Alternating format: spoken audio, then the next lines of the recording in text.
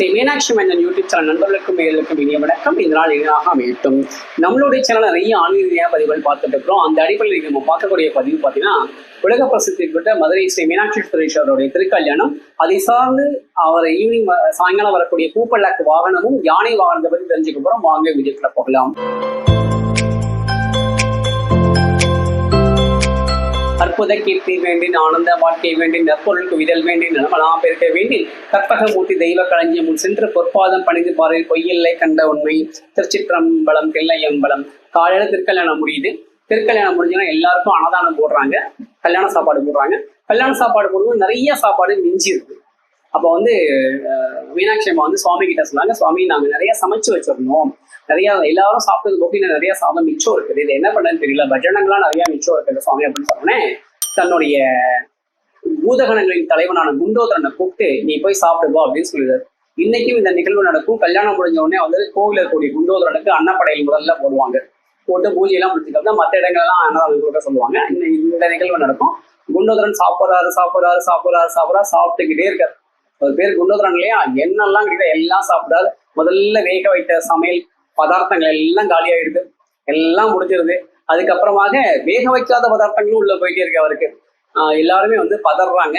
எல்லாத்தையும் சாப்பிட்டு முடிச்சாரு. இனி ஒரு மணி அரிசி கூட இல்லை, சமைக்கிறதுக்கு எதுவுமே இல்லை, எல்லாத்தையும் சாப்பிட்டு முடிச்சாருன்னு சொன்னோடனே அவருக்கு தாகம் ஏற்பட்டது. அப்போ தண்ணி கொடுங்கன்னு கேட்டா அது தண்ணி கொடுக்குறாங்க.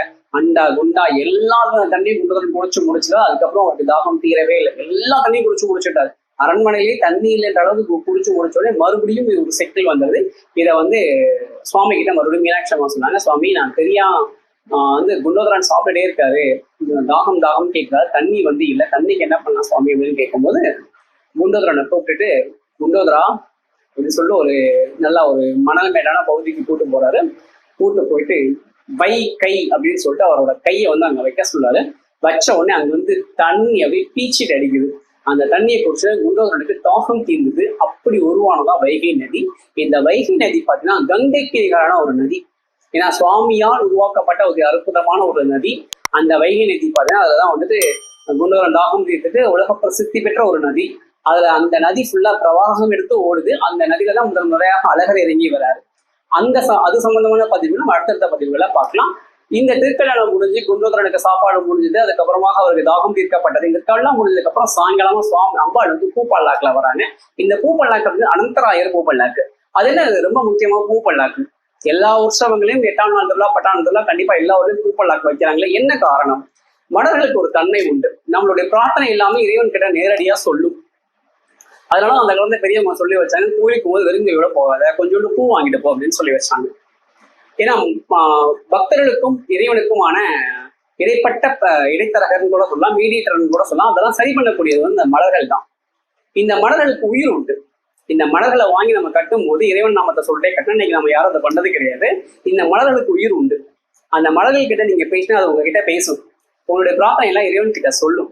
அதனாலதான் அதை அம்பாளுக்கு பூப்பல்லாக்கா செஞ்சு எல்லாரும் அதுக்கு நன்கொடையா கொடுத்து டொனேஷனா கொடுத்து அதை ஸ்பான்சர் பண்ணி அதை பூப்பல்லாக்கா செஞ்சு என்னுடைய பிரார்த்தனை எல்லாம் நிறைவேற்றி கொடுத்த மீனாட்சி அம்மா உனக்கு நன்றி அப்படின்னு சொல்லி அம்பாளை கல்யாணம் பண்ண புது பொண்ணாக அந்த பூப்பல்லாக்கில் வச்சு நம்ம வீதிகள்ல அம்பாளை வளவர வச்சு நம்ம தரிசனம் பண்ணி ரசிச்சுக்கிறோம்.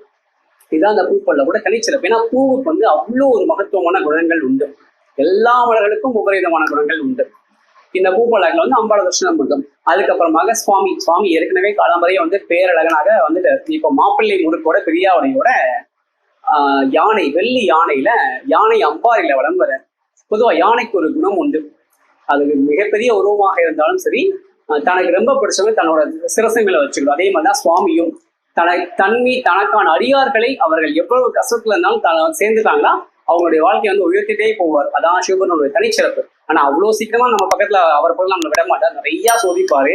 இவன் நம்ம கிட்ட வரானா, இவன் நம்மளை நம்புறானா, இவன் நமக்கு நன்றியோட இருக்கானா, நம்ம கிட்ட வைக்கிற பிரார்த்தனைகள்லாம் இவனுக்கு நியாயமான பிரார்த்தனைகள் தானா அப்படின்னு இதெல்லாம் பார்ப்பாரு. அதெல்லாம் பார்த்ததுக்கு அப்புறம் நம்ம அதெல்லாம் தாண்டி எத்தனை கஷ்டம் வந்தாலும் சொக்கனை நினைத்தாலும் சரணம் அவர்கிட்ட விழுந்துட்டோம்னா நம்ம வாழ்க்கையை தலைகீழ மாத்துறாரு. அதனாலதான் சுவாமி யானை மீது மாப்பிள்ளை ஒரு இடத்துல வளம் வராரு. இந்த யானையில தரிசனம் பண்ணும்போது நமக்கு எல்லா பேருமே கிடைக்கும். மலர்களால் அழங்கப்பட்ட பூப்பல்லக்கும் யானை சேர்த்து தரிசனிக்கும் போது தம்பதிகளுக்குள்ள ஒற்றுமை ஏற்படும். நிறைய நல்ல விஷயங்கள், நிறைய சுகபோகங்கள்லாம் கிடைக்கும். ஸ்ரீ மீனாட்சி மைந்தன் யூடியூப் சேனல் சப்ஸ்கிரைப் பண்ணிக்கோங்க, லைக் பண்ணுங்க, கமெண்ட் பண்ணுங்க, ஷேர் பண்ணுங்க, மறக்காம பக்கத்துடைய பெல் ஐக்கானை கிளிக் பண்ணிக்கோங்க. அப்பதான் நாங்கள் அடுத்தடுத்து போடக்கூடிய வீடியோஸ் உங்களுக்கு வரும். நன்றி, வணக்கம்.